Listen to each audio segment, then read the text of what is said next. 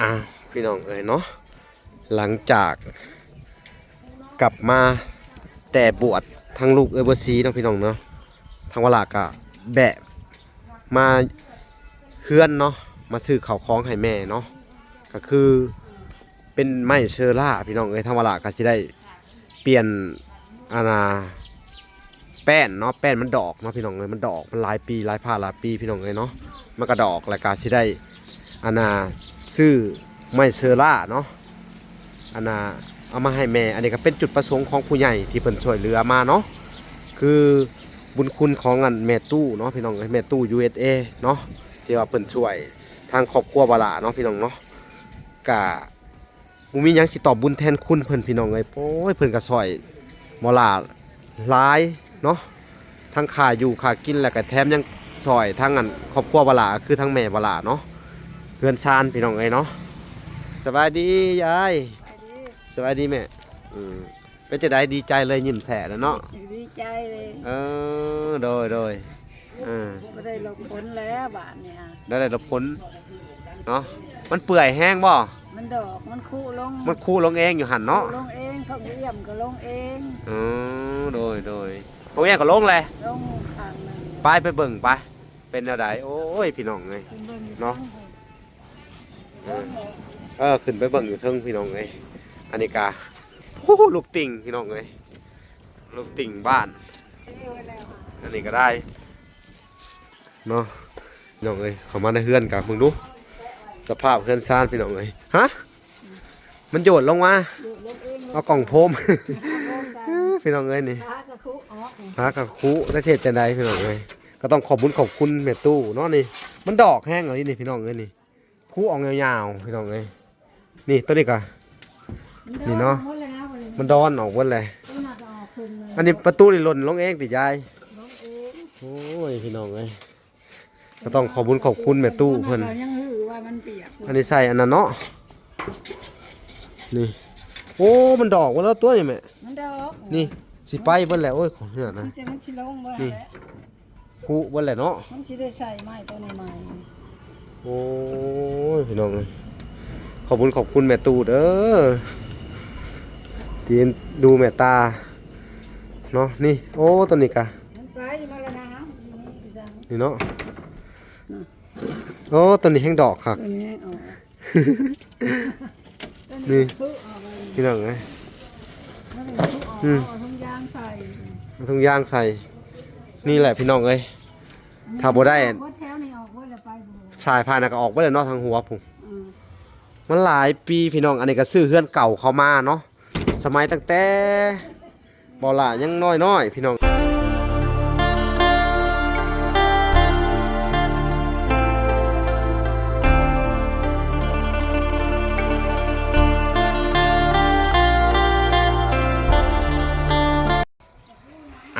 พี่น้องเนาะหลังจากกลับมาแต่บวชทั้งลูกเบอร์ซีเนาะพี่น้องเนาะทางวลากะแบะมาเฮือนเนาะมาซื้อข้าวของให้แม่เนาะก็คือเป็นไม้เชอร่าพี่น้องทางวลากะสิได้เปลี่ยนอาณาแป้นเนาะแป้นมันดอกเนาะพี่น้องมันดอกมันหลายปีหลายผ่าหลายปีพี่น้องเนาะมันก็ดอกรายการสิได้อาณาซื้อไม้เชอร่าเนาะอันน่ะเอามาให้แม่อันนี้ก็เป็นจุดประสงค์ของผู้ใหญ่ที่เพิ่นช่วยเหลือมาเนาะคือบุญคุณของอันแม่ตู้เนาะพี่น้องแม่ตู้ USA เนาะที่ว่าเพิ่นช่วยทางครอบครัวบาลาเนาะพี่น้องเนาะกะบ่มีหยังสิตอบบุญแทนคุณเพิ่นพี่น้องโอ้ยเพิ่นก็ช่วยบาลาหลายเนาะทั้งค่าอยู่ค่ากินแล้วก็แถมยังช่วยทางอันครอบครัวบาลาคือทั้งแม่บาลาเนาะเฮือนซานพี่น้องเนาะอันนี้ก็เป็นเงินของแม่ตู้ USA เพิ่นก็ซอยมา500เนาะ$500พี่น้องขอบคุณเนาะทางแม่ตู้เนาะสิแหละพี่น้องเงินซานบลากะอันนี้ก็จักสิว่าจังได๋พี่น้องนี่ทางยายก็นั่งอยู่สบายดียายสบายดีแม่เป็นจะได้ดีใจเลยยิ้มแฉะแล้วเนาะดีใจเลยโดยไม่ได้หลบฝนแล้วบาทเนี่ยได้หลบฝนเนาะมันเปื่อยแห้งบ่ม มันดอกมันคู่ลง มันคู่ลงเองอยู่หั่นเนาะ ลงเองเขาเยี่ยมก็ลงเอง อ๋อโดยพวกแย่ก็ลงเลย ลงข้างหนึง ไปเบิ่งไปเป็นแนวใดโอ้ยพี่น้องเอ้ย ขึ้นเบิ่งอยู่ เนาะ ลงเลย ขึ้นไปเบิ่งอยู่เทิงพี่น้องเอ้ยอันนี้กาโอ้ลูกติ่งพี่น้องเอ้ยลูกติ่งบ้าน เอ้ยไว้แล้ว อันนี้ก็ได้เนาะอันนี้กะเพื่อนนี่ก็หม่งประมาณ30 ปีพี่น้องเอ้ยเรื่องหม่ง20ปลายปีเพราะว่าเพื่อนนี่ก็เป็นเอ้าพี่น้องเอ้ยมันมืด 40อยู่แล้ว เปิดไพ่ดูพี่น้องเอ้ยเข้ามาในเฮือนกับมึงดูสภาพเฮือนซ่านพี่น้องเอ้ยฮะมันโยดลงมา ดูลงเอง เอากล่องโพม พี่น้องเอ้ยนี่ พากระคุออกนี่ หากับคุแล้วเฉดจังไดพี่น้องเอ้ยก็ต้องขอบคุณแม่ตู้เนาะนี่มันดอกแห้งเลยนี่พี่น้องเอ้ยนี่คุออกยาวๆพี่น้องเอ้ยนี่ตัวนี้ก็ นี่เนาะ หมดแล้ววันนี้ มันดอนออกหมดเลย ต้นน่ะก็ออกขึ้นเลย อันนี้ประตูนี่หล่นลงเองติยาย ลงเอง โอ้ยพี่น้องเอ้ยก็ต้องขอบคุณแม่ตู้เพิ่น ก็ยังหือว่ามันเปียก อันนี้ใส่อันนั้นเนาะนี่โอ้มันดอกหมดแล้วตัวนี่แม่ มันดอก นี่สิไปเบิ่นแหละโอ้ยของเนี่ยนะ แต่มันสิลงบ่ นี่ แหละ คุเบิ่นแหละเนาะ มันสิได้ใส่ไม้ตัวใหม่ โอ้ยพี่น้องเอ้ยขอบคุณแม่ตู้เด้อที่ดูแม่ตาเนาะนี่โอ้ตัวนี้กะ มันไปมาแล้วนะนี่จัง นี่เนาะโอ้ตัวนี้แห้งดอกครับ ตัวนี้ออก นี่ ทุออกเลย พี่น้องเอ้ย มันเป็นทุออกเอาทุ่งยางใส่ เอาถุงยางใส่นี่แหละพี่น้องเอ้ย ถ้าบ่ได้ บ่แถวนี่ออกบ่แล้วไปบ่ สายพานน่ะก็ออกไปเลยเนาะทางหัวผม อืม มันหลายปีพี่น้องอันนี้ก็ซื้อเฮือนเก่าเขามาเนาะสมัยตั้งแต่บ่ล่ะยังน้อยๆพี่น้องเอ้ย แล้วมันไปแล้วนี่ ไปแล้วบ่นะฮะพี่น้องเอ้ยนี่เนาะนี่พี่น้องเอ้ยมันดอกแล้วเนาะแม่ เดี๋ยวมาแล้วมันจะ นี่ มันสิไป มันพลอยพี่น้องเอ้ยมันไหม้มันดอก มันพลอยก็เลยรู้แบบสิแหละเนาะได้ไดเข้ามาอันนี้ อันนี้ก็ ประตูนี่มันก็สิไปอ่ะ จองใหม่เลยพี่น้องเอ้ย ของเนี่ย โอ้ยเนาะพี่น้องเอ้ยนี่จะเสียดจังใด จองว่ามันจะมีกุ๊กไว้เองก็ได้ นี่คู่เลยเนาะประตูบุญเยี่ยมนี่ไปเอง เบิดแล้วอันนี้ออกเบิดแล้ว ไปเองเลยพี่น้องเอ้ยคู่ด้านนั้นได้สาด้านน่ะก็หมุนมีแล้วเนาะ กัน ก็ต้องขอบคุณเนาะทางอันแม่ตู้พี่น้องเอ้ย ไว้ของโคโตะ อืมโดยนี่ขอบคุณพี่น้องเอ้ยแม่ตู้ USA แล้วก็ทางแม่ตู้นงขมุนเฮืองพี่น้องเอ้ยที่เปลี่ยนอารมณ์ซิ่งให้เพิ่นสนากาบ่ลานนี่หัวเบิดเลยเฮือนแม่นี่พี่น้องเอ้ยต้องเอากระซ้ำไปเลาะโตงพี่น้องเอ้ยโธ่อันนี้อัดไว้ชั่วคราวก่อนช่วงซ้ำมันน่ะให้เพิ่นมาเฮ็ดให้ เอาซะก่อนแล้ววาดกับปะ ให้ ปู ให้ลูกเคยมาเฮ็ดให้เด้อโทรเบิ่งเพิ่นสิมาบ่แต่สวรรค์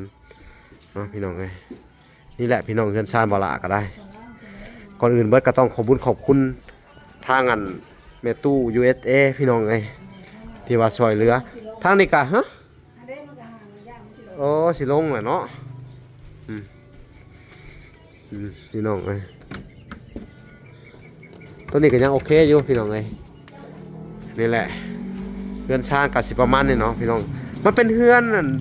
มือสองพี่น้องเอ้ยทางว่าล่ะอันนั้นสมัยแต่กี้คือว่าล่ะเว้าอะไรต้องไปเลี้ยงงัวพี่น้องเอ้ยเลี้ยงงัวกับน้องสองคนขายงัวแล้วก็มาเฮ็ดเฮือนนี่เนาะแม่ขายจักโตนะแต่กี้จำบ่ค่อยได้10 โตนี่แต่กี้มันหัวเนาะดอกบ่เนาะ หัวมันกระดอกเบิด มันหัวดอกที่มันเลย มันบ่หัวบาด ดีใจนำเด้อถึกเลขแล้วทั้งแม่วลาถึกเลขแล้วพี่น้องเอ้ยอีดูต้นนี่แหละพี่น้องเอ้ยอยู่เฮือนผู้เดียวเนาะจะเฮ็ดจังไดพี่น้องเอ้ยทั้งเพิ่นกะเอาลงอยู่พู้พี่น้องเอ้ยอันนี้ก็เป็นเงินของทำแม่ตู้ที่เพิ่นสอยมาโอ้ยพี่น้องเอ้ยก็ต้องขอบคุณเพิ่นก็บ่ได้ช่วยแต่ครอบครัวคนทุกข์ยากเนาะเพิ่นก็ช่วยอุปถัมภ์ค้ำสู้ทั้งอันครอบครัววลาแล้วก็แม่วลาเนาะดีใจบ่ยาย ดีใจ เป็นได้ตาเห็นหุ่งคักอยู่บ่ บ่คักมันได้แล้วเบื้องไปใส่เลนมันก็อยากงง แต่เบื้องในใส่เล่น เบื้องใส่เลนก็ เห็นคักอยู่เนาะเบิ่งเนาะทุกคนคือจำได้เนาะพี่น้องใครได้เบิ่งคลิปเอาล่ะพี่น้องเอ้ยก็พาเพิ่นไปเฮ็ดอันตาก็เป็นเงินของทางอันเอื้อยอ้ายจากทางอัน USA เนาะก็เพิ่นก็ซอยมาพี่น้องเอ้ยเนาะอันนี้ก็โครงหลังคาเนาะอารุซิ่งเพิ่นก็ซื้อให้พายหนึงพี่น้องเอ้ยของอาณาแม่ตู้นงคำบุญเทืองกับปู่ตู้บุญจันทร์คำบุญเทืองเพิ่นก็ซื้อให้แหล้วเนาะแล้วก็ต่อมากะแม่ตู้เพิ่นก็ได้อาณาซอยเงิน$500เนาะก็ได้เป็นนั่นแผ่นอารุซิ่งเนาะ ศาลา แผ่นเชล่าพี่น้องเอ้ยขอโทษนะเพราะว่าไม้แป้นอยู่นี่มันเป็นในเมืองพี่น้องเอ้ยเนาะมันก็เลยแพงเนาะแม่เนาะไม้แป้นนี่ แพงแผ่น100,000ปลาย เป็นไม้ดีๆเพราะว่าเพิ่นเอาเข้ามาเนี่ยต้องเสียภาษีเนาะอยู่ในเมืองนี่มีหยังกระแพงพี่น้องเอ้ยเนาะ นี่เดี๋ยวยังสิได้ซื้อไม้อันนี้เด้อนี่ไม้ตรงไม้ปลา ใส่ ไม้ตรงปลา ตัวเก่ากะถ้ามันยังใช้ได้เขาก็เอาตัวเก่าเด้อ บ่ได้ตัวดอกบ่ได้ ตัวดอกก็เบิ่งได้ตัวใดตัวนี้มันดอกกว่าเงินนะเฮาก็ซื้ออันนี้เบิดเลย บ่ได้ได้สนะ ผู้ที่10 ล้านผู้ที่เลยซื้ออันนี้ก็เบิดเลย นางเรื่องมัน300,000ก็ได้กระปูเด้ แล้วก็แบ่งให้เนาะแบ่งให้เจ้าแน่เมื่อกี้นี่กะเพิ่นกะเนาะเพิ่นก็ให้ใช้ทั้งอันน่ะบ่ล่าน้ำแน่ค่าน้ำมูกน้ำมันเดินทางแล้วบ่ล่ะก็มีแบ่งมาให้แม่แน่พี่น้องเอ้ยเนาะก็ต้องขอบคุณแม่ตู้เนาะ USA เด้อเจ้ากะอันนี่มุกดีใจแหละบาดนี้เด้อ ดีใจแล้วว่า อืม ลาก็เห็นหูกล้าบ่เห็นหู โดย ไปบ้านนี่ก็ไปได้นี่แหละ โดยเอาสู้ๆบาดนี่เด้อแม่นี่แหละพี่น้องเอ้ยเดี๋ยวสิถ่ายให้เบิ่งทั้งข้างๆอีกรอบเพื่อนอีกเนาะบาดนี้ได้บนอยู่ใหม่แหละเนาะเป็นจังไดความรู้สึกมุกดีใจอยู่บ่ล่ะแม่ ดีใจ อันนี้ก็เป็นของแม่ตู้เด้อแม่ ของในตู้อัน USA เด้อขอบใจหลายๆเด้อให้คุณดีสวัสดีหายสัญญาณโลคาเจ็บในดอนนอกเจ็บนอกดอนในมีแต่ความสุขความเจริญเด้อให้มันเงินเด้อให้ได้100 ปีพุ่นเด้อสิ่งเย็น สาธุ ดีมีสุข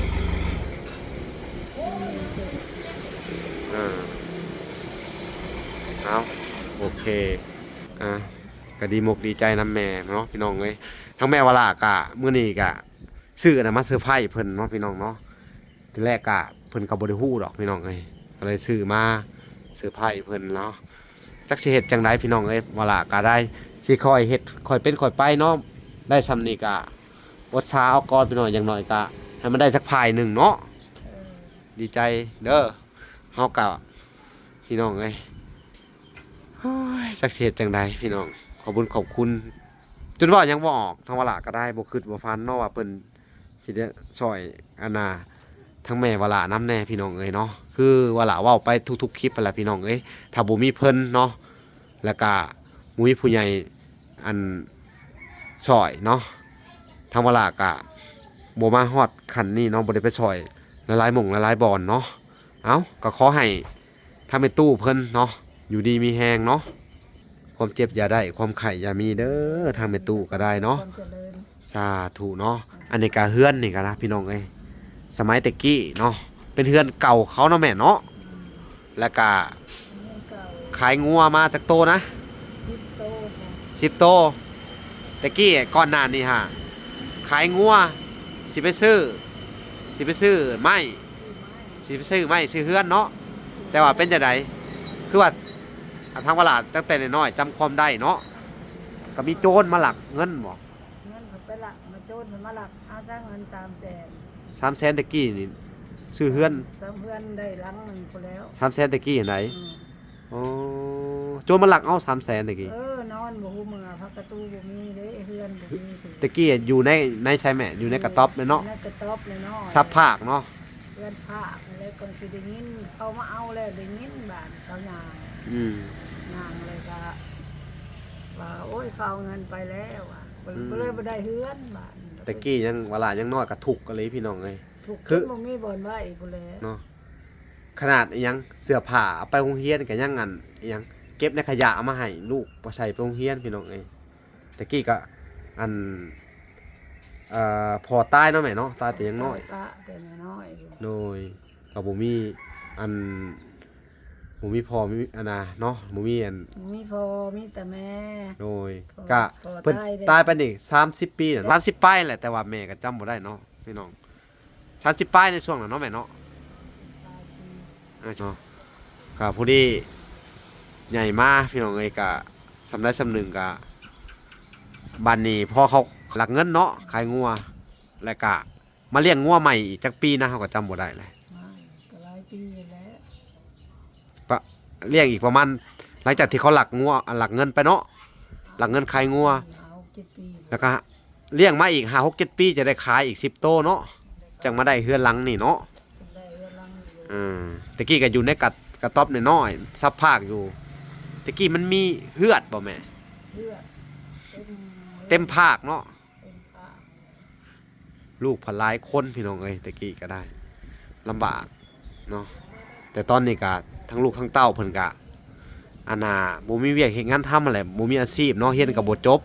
แต่ละคนก็ มองไม่ได้ แต่ละคนก็ต่างแยกย้ายกันไปหากิน กินไปกินมัน อืม กินปากกินท้อง อืมเนาะแล้วเสียจังไดพี่น้องเอ้ยเอ้า แต่สิเป็นแม่ก็ยังบ่รู้ ทางเวลาก็คือว่าแหละก็หลังจากที่ว่าออกโรงเรียนไปเนาะก็เลยไปหาเงินอยู่ไทยตั้งแต่อายุ12 ปีพี่น้องเอ้ยก็มาก็ได้ซื้อรถไถให้เพิ่นได้ห้องน้ำแล้วก็ได้ต่อเติมอยู่เรือนหลังนี่มันเพแต่ครับมันก็ค่อยต่อเติมไปเรื่อยๆแต่ก็เพไปเรื่อยโดยเฉพาะที่มันแก่เนาะมันเก่าแก่แหละก็ หลายปี ดอกไปตามวันเวลาพี่น้องเอ้ยผลส่วนหลายที่ก่อนมันสิดอกมันหัวผลหัวใส่เนาะแม่เนาะ แต่สีซอด สังกะสีซอดมันก็หัวใส่เบิดเลย อันนี้ก็ต้องขอบคุณทางอันแม่ตู้น้องเพิ่นช่วยในปีนี้พี่น้องเอ้ยเนาะ กาหัวซะ อันนั้นก็เป็นเงินของวะละเนาะเก็บได้ครั้งมาเฮ็ดให้เพิ่นปีก่อนพี่น้องเอ้ยแล้วก็ปีต่อมาก็คือปีนี้เนาะทางแม่ตู้เพิ่นก็เลยอันน่ะเห็นว่าหลังคาหัวพี่น้องเอ้ยที่จริงเพิ่นก็บ่ได้เห็นดอกวะละก็บ่ได้คอยถ่ายในเฮือนชานพี่น้องเอ้ยเนาะก็เป็นแบบนี้แหละเนาะทางแม่ก็อยู่ผู้เดียวจักเสียดจังไดพี่น้องเอ้ยเนาะเอาดีมกดีใจเด้อทางแม่ตู้เอ้ยลูกอันน่ะลูกก็บ่คิดบ่ฝันว่าแม่สิซอยเนาะก็ต้องขอบคุณเด้อทางแม่ตู้เนาะขอให้แม่ตู้เนาะอายุมั่นขวัญยืนเนาะร่ำรวยเงินทองเด้อช่วยเหลือทางครอบครัววะละเนาะให้เพิ่นอยู่ดีมีแฮงความเจ็บอย่าได้ความไข้อย่ามีหายเจ็บหายไข้หายปัญญาโรคคาเนาะปราศจากโรคภัยไข้เจ็บเนาะมีแต่ความสุขความเจริญเด้อบุญรักษาเทวดาคุ้มครองครอบครัวเจริญแม่เด้อเนาะให้อายุยืนยาวสาธุเนาะเอาแล้วเวลากะสิ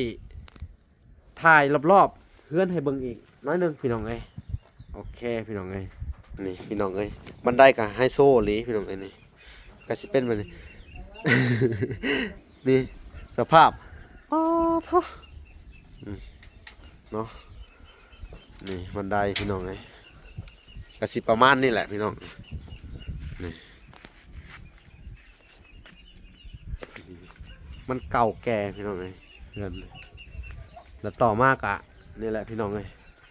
เวลาหาเงินได้ก็ต่อเติมให้เพิ่นตัวนี้เนาะก่อพื้นให้เพิ่นเนาะแล้วก็ได้เปลี่ยนอันนั้นออกเนาะได้เปลี่ยนเป็นอันสังกะสีอันเฮือนครัวออกให้เพิ่นเท่านี้พี่น้องเอ้ยแต่ว่าพานี่มันคุไว้แหละพี่น้องเอ้ยเพิ่นงบประมาณก่อนพี่น้องเอ้ยทำมาละก็ได้นี่สภาพข้างนะพี่น้องเอ้ยนี่กะสิประมาณนี่แหละเนาะอ่ะเนาะทำมาละกะนี่แหละพี่น้องเอ้ยนี่ที่ว่าซื้อมาในมือนี่เนาะพี่น้องเอ้ยซื้อมาไหวนอนแล้วก็สิได้ให้ทางอัน เนาะ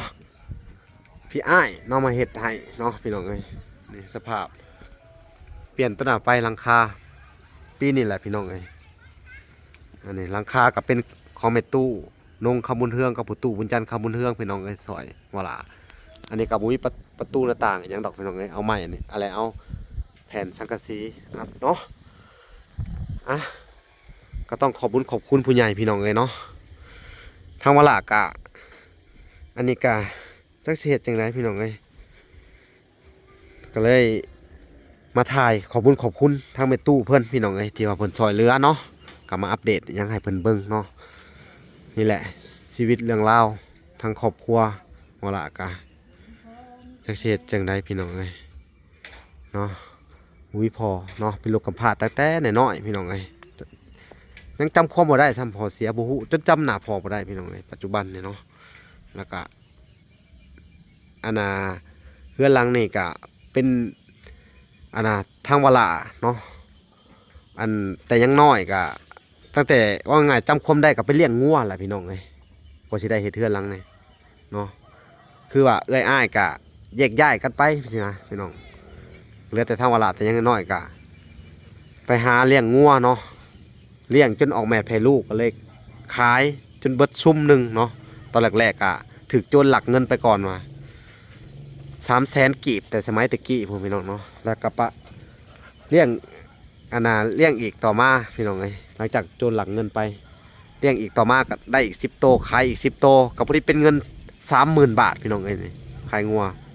จังมาซื้อเฮือนหลังนี่30,000 บาทพี่น้องเอ้ยก็ตกถูกประมาณ30 กว่าปีแหละพี่น้องเอ้ยประมาณ30 ปีเนี่ยมงนี่แหละพี่น้องเอ้ยมาเฮ็ดเฮือนหลังนี่เนาะก็เลยก็จึงได้บ้านอันนะพี่น้องเอ้ยจึงได้บ้านเปลี่ยนสังกะสีเก่าสียังออกเนาะพี่น้องเอ้ยมันหัวตะกี้เนาะนี่แหละพี่น้องเอ้ยกะสิประมาณนี้แหละเนาะทั้งหมดละกะบ่มีหยังเนาะสิตอบบุญแทนคุณทางแม่ตู้เพิ่นเนาะก็มีแต่คำอวยชัยให้พรนี่แหละพี่น้องเอ้ยเนาะสาธุเนาะแล้วก็ผู้ใหญ่ทางแม่ตู้นงแล้วก็ทางอันเอื้อยอันน่ะจากเอื้อยอ้ายจากทางอเมริกาพี่น้องเพิ่นช่วยอันน่ะตาของแมวละเนาะก็ต้องขอบคุณเนาะที่เพิ่นมองเห็นเนาะโอเคพี่น้องเอ้ยทางวลากะสิได้ขอตัวลำลาไปก่อนพี่น้องเอ้ยฝากติดตามคลิปตอนต่อไปเนาะคลิปนี้กะสิได้จบลงก่อนเนาะแต่เพียงเท่านี้พี่น้องเอ้ยพบกันใหม่อีกคลิปหน้าเนาะพี่น้องเอ้ยเอาสบายดีเด้อและสวัสดีพี่น้องเอ้ยบ๊ายบาย